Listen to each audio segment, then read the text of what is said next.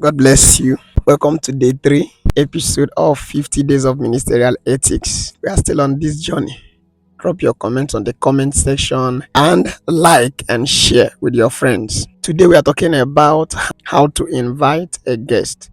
Many people that invite ministers to their ministry don't know the ethics of an honorable invitation. Remember, I said honorable invitation. You can actually invite someone, but your invitation is not honorable.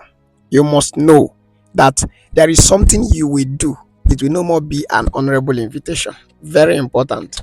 Now, when you want to invite a guest, you must make sure that you invite him personally. Don't invite a minister through another minister. Even if another minister is connecting you with that person, let him introduce you, then you go and invite him personally. Invite guests personally, and let your invitation be followed up with a letter or a message that explains the reason why you are inviting him, the burden of the meeting, even the number of times you want him to be a blessing to you. Several ministers don't have chance to start responding to chats. After you have responded, they will respond again, you respond again. No. Several ministers are very busy. If you open my phone, you are going to see more than 2,000 messages. I wouldn't want to read any new message and then I'm saying, "Good morning, Apostle, how are you?" Then you are waiting for me to say, "And you?" If you greet a minister that you know you want to come and be a blessing to you in your ministry or in any conference or in any program, state your intention immediately.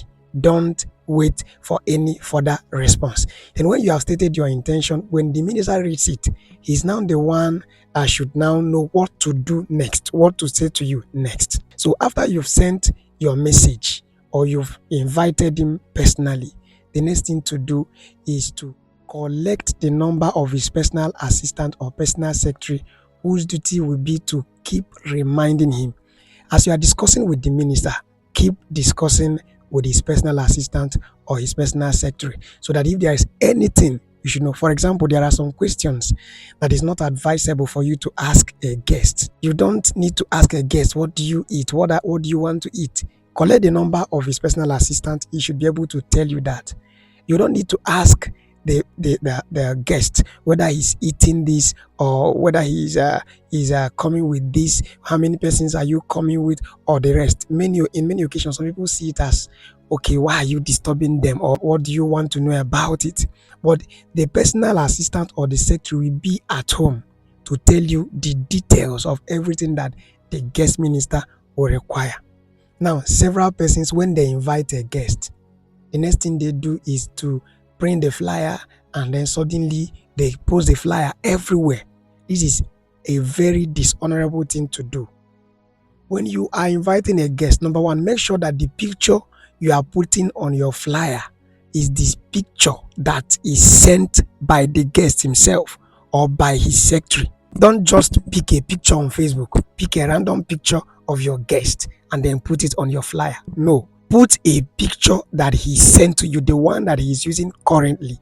And when you finish printing your flyer, send the flyer to him or to his secretary for correction. Are you getting what I'm saying? Very important. Send the flyer to him for correction. When he has corrected the flyer, if there's any mistake, he will just tell you. If not, he will tell you to go ahead before you make the flyer public. I remember the time we were to invite, years ago, we were to invite Willa Akoni to a particular program around here in the East. We didn't know that he don't used to put his pictures those days. Now I used to see his picture everywhere, but then, no. So we found his picture somewhere online and just put it on the banner. And the banner was everywhere in the East, everywhere, I mean everywhere, every community. And then I don't know who told him. Somebody snapped one of the banner and sent to him. And then he called us and told us that he's no more coming. He canceled the meeting. We pleaded and pleaded. We cried, we begged. And then he told us to go and remove his face from each of the flyer. So those days you will see flyer, you will see a picture of a man of God, another man of God. But when it comes to Willie, you will see that they have used scissors to remove his face from the flyer. So what I'm trying to say to you is that don't put a man's picture on your flyer when the man has not approved that picture. I was surprised some people invited me to come and preach, and I saw my picture on the flyer. And that time, Jesus, I was like, who gave you this picture? This is not the right picture to use. You're not supposed to use this. But by that time, they've printed everything. They've posted me everywhere with my big head and every other thing. So I want you to please know this. If you know it, and give the guest the right to choose the picture. That is number one. Secondly, if you are going to post the flyer, make sure you get the approval of the minister. Once he said you are good to go, just go ahead and post your flyer.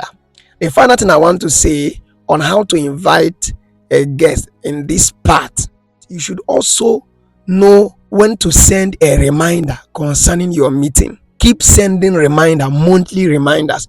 If it is a conference, a major conference that holds at a particular time of the month, depending on the time that you invited him, if it is something that you give him like 4 months gap, make sure that every month you send your reminder, send your date, send your theme, send your expectations from the conference, and tell him that you are praying concerning it. This will help the man of God to know how important the meeting is to you, and that it also help him not to carry another meeting and put there. Many people will invite you for a program that you are supposed to minister by May. They will invite you by January, but they will not tell you anything about the program until May. Then by May, they will now call you, and then they will now say, man of God, we booked you for a meeting. Even though the man of God may have a secretary, may have a personal assistant that is helping him to remember the meetings. I want you to know that on many occasions, many of them used to think that, okay, maybe this meeting is no more going to hold. So they will just carry another meeting and fix there. I've been a victim of what I'm teaching you. If you're going to do ministry and you're going to invite guests, please take note of this. There is another thing I want to say, but it's going to be in part 2 of how to invite a guest and the things to do so that you can gain maximally from your guest.